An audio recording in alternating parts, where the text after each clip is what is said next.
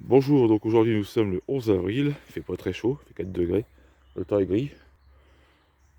Ça sort un tout petit peu, vraiment pas grand chose, c'est anecdotique. Alors simplement ici c'est pour vous montrer l'état de la ruche. Alors c'est ma toute première ruche, alors si je ne me trompe pas j'ai commencé l'apiculture qu'en 2016. Donc ça, elle est sur sa 5e année. Elle était jaune au départ, elle est plus tellement jaune, mais bon, elle est à l'extérieur depuis le début. C'est une ruche qui a toujours connu une colonie. Elle n'a peut-être pas eu de colonie pendant, on va dire, quelques mois, une année, mais c'est tout. Par contre, vous voyez, ça commence un petit peu à bouger ici. Donc là, c'est ça qui m'inquiète un petit peu. Il va falloir, je pense, revoir l'entretien. Là, c'est bizarre parce que normalement, je mets toujours un toit, donc en principe, c'est protégé de l'humidité. Bon, il n'y a que seulement, on va dire, quand je pose une hausse, où c'est pas protégé. Donc sinon, au niveau peinture, bah, opter pour une seule couleur. J'ai fait la bêtise de vouloir alterner les couleurs d'une année à l'autre. Donc le rouge, ça tient bien. Le jaune, pas trop. Vous voyez, c'est vite délavé.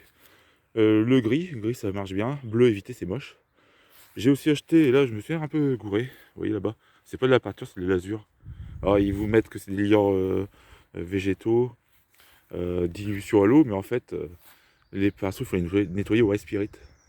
Donc, c'est pas forcément le bon plan. Moi qui pensais. Et c'était pas indiqué, honnêtement, sur le pot. C'est nettoyage White Spirit, obligatoirement.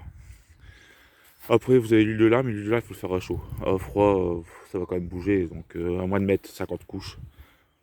Donc là, je pense que ce que je vais faire, si j'ai le courage, c'est de changer la colline de ruche. C'est une option. Je peux le faire la prochaine visite. C'est pas forcément la meilleure option, mais bon. Je peux pas forcément laisser cette ruche trop longtemps à l'extérieur. Ça commence vraiment un peu à se dégrader. Des fissures. Bon, après, les fissures, ça, c'est pas grave.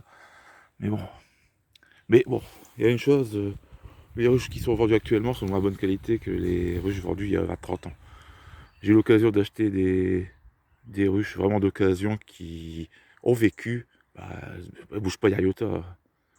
C'est un vrai plaisir. Bon là, celle-là, ça va à peu près. Elle n'a pas encore trop bougé. Mais bon, par là, au coin,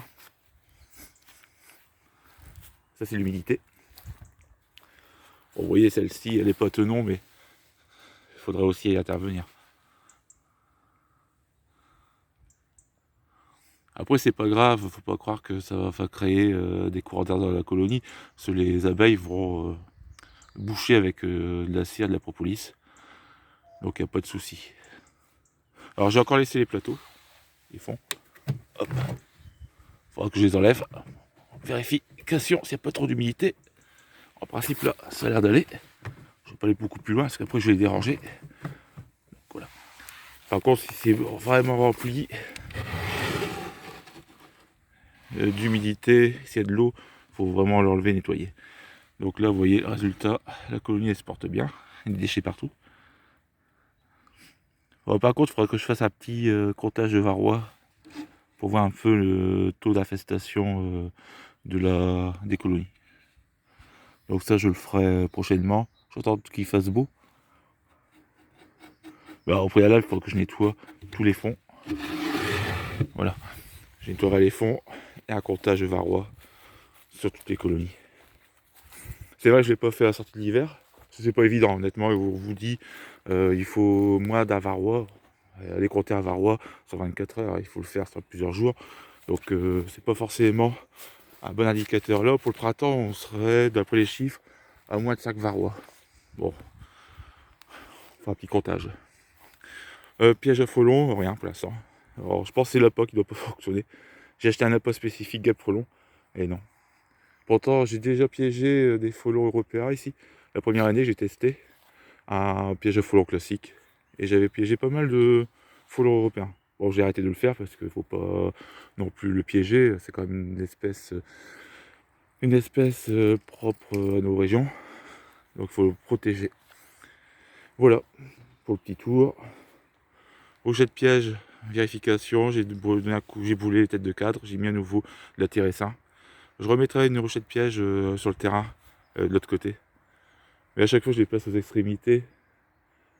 Je les place pas à l'intérieur du terrain. Bon, on verra bien si ça marchera. J'espère au moins faire une colonie avec les rochettes pièges. Donc voilà pour la petite vidéo. Rien de bien méchant.